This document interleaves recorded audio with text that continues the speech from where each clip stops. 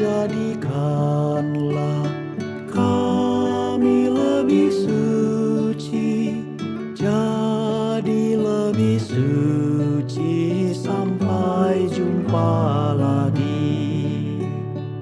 Tuhan, jadikanlah kami lebih setia, jadi lebih setia sampai jumpa lagi. Tuhan, jadikanlah kami rendah hati, lebih rendah hati sampai jumpa lagi.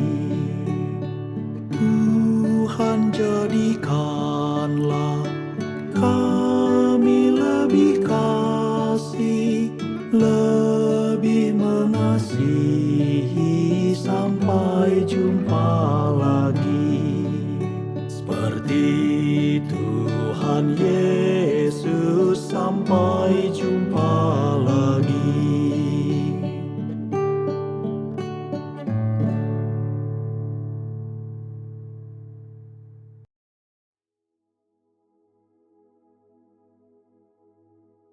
Saudara-saudara yang terkasih di dalam Tuhan Yesus, puji syukur dengan Tuhan yang sudah memberkati kita, sehingga waktu yang Dia sudah berikan kepada kita ini untuk mendengar lagi firman Tuhan. Apapun yang kita dengarkan hari ini, menjadi satu nasihat yang baik kepada kita. Mari berdoa. Tuhan Allah Bapa di surga, kami mohon kepada Engkau. Biarlah Engkau memberkati kami, sehingga mengerti setiap firman-Mu ini. Kami berserah dalam nama Yesus. Amin. Judul firman Tuhan pada hari ini adalah menghakimi jiran Anda. Mazmur 27. Matius 7 ayat 1 dan 2. Jangan kamu menghakimi supaya kamu tidak dihakimi. Karena dengan penghakiman yang kamu pakai untuk menghakimi, kamu akan dihakimi, dan ukuran yang kamu pakai untuk mengukur akan diukur kepadamu. Saudara-saudara, apakah Anda mengerti ayat ini dan maksudnya apa yang ingin disampaikan kepada kita? Dikatakan bahwa dua ahli taksidermi berjalan di jalan di tengah-tengah bandar mereka sambil membincangkan teknik terkini profesions mereka. Ketika melalui tingkap kedai, mereka tiba-tiba ternampak seekor burung kakak tua yang disumbat. Mereka berhenti dan mulai menonjolkan berbagai kesilapan hasil kerja yang dipamerkan. Mereka mengungkapkan ide-ide mereka dan berkata postur itu tidak normal dan burung itu seolah-olah dipaksa untuk bersandar ke hadapan. Bulu-bulu itu tidak disusun dengan betul dan warna burung terlalu terang. Sayap burung sedikit melengkung dan penampilan keseluruhannya tidak meletakkan burung itu di habitat semula jadi.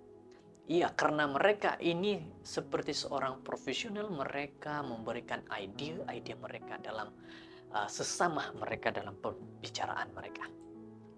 Kesimpulan yang pasti adalah bahwa pencipta karya tersebut ialah seorang yang baru mulai belajar, yang masih perlu banyak belajar untuk menguasai seni taksidermi. Namun sebelum mereka meneruskan perjalanan, mereka memandang ke arah burung kakak tua itu buat kali terakhir.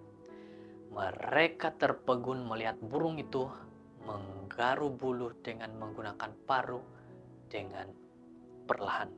Apa yang terjadi dengan kedua sahabat ini? Dalam ayat hari ini, Yesus memberi amaran kepada kita tentang salah satu kecenderungan yang paling biasa dalam perhubungan kita, yaitu menghakimi sesama kita manusia. Berapa kerap keadaan ini berulang, terutamanya apabila penilaian terhadap orang lain adalah lebih tepat untuk diri kita sendiri.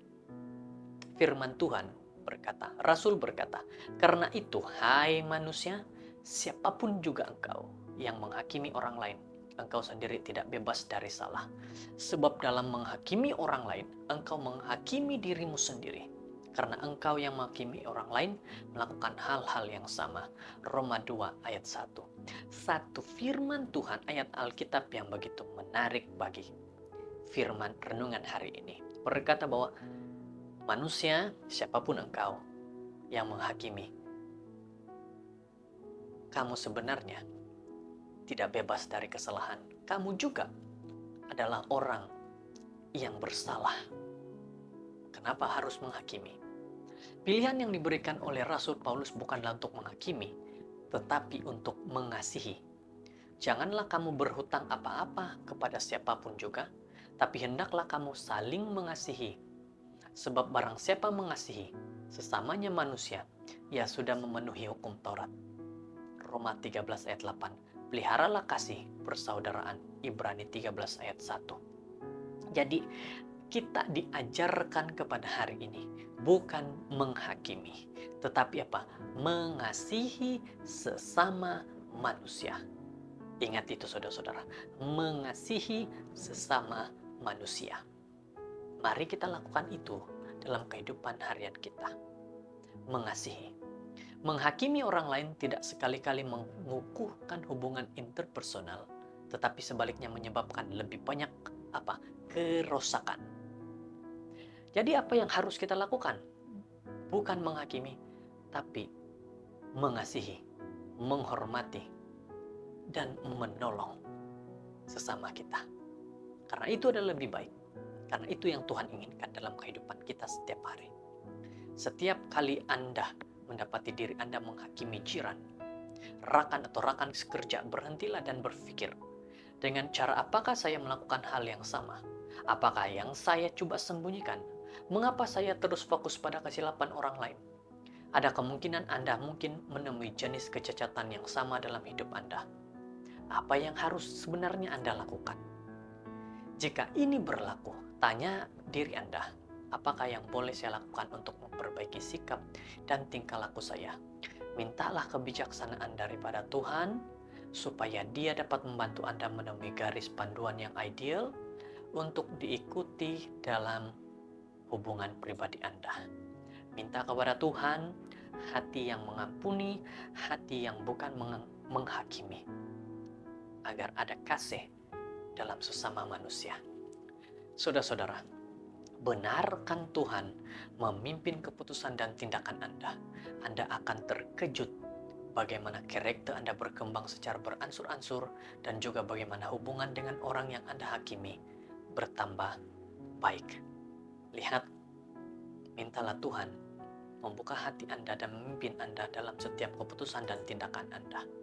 Maka apapun keputusan Anda, itu adalah yang datang daripada Tuhan, bukan hal-hal diri sendiri, terutama sekali menghakimi. Itu bukan hak kita. Mari kita berdoa. Tuhan, terima kasih dengan firman-Mu yang begitu baik kepada kami hari ini. Terima kasih atas nasihat-Mu kepada diri kami masing-masing. Inilah doa kami dalam nama Yesus. Amin.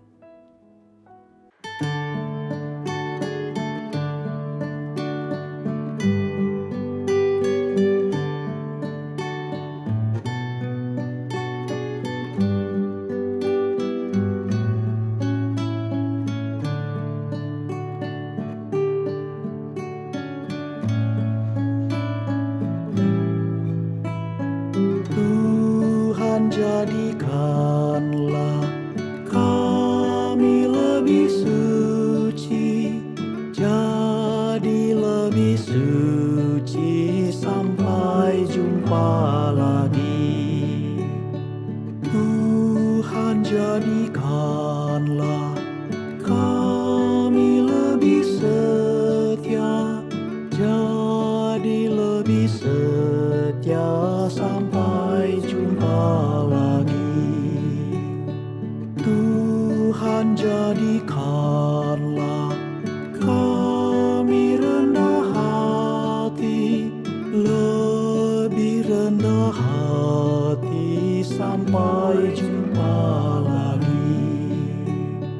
Tuhan, jadikanlah kami lebih kasih, lebih mengasihi sampai jumpa lagi. Seperti Tuhan Yesus sampai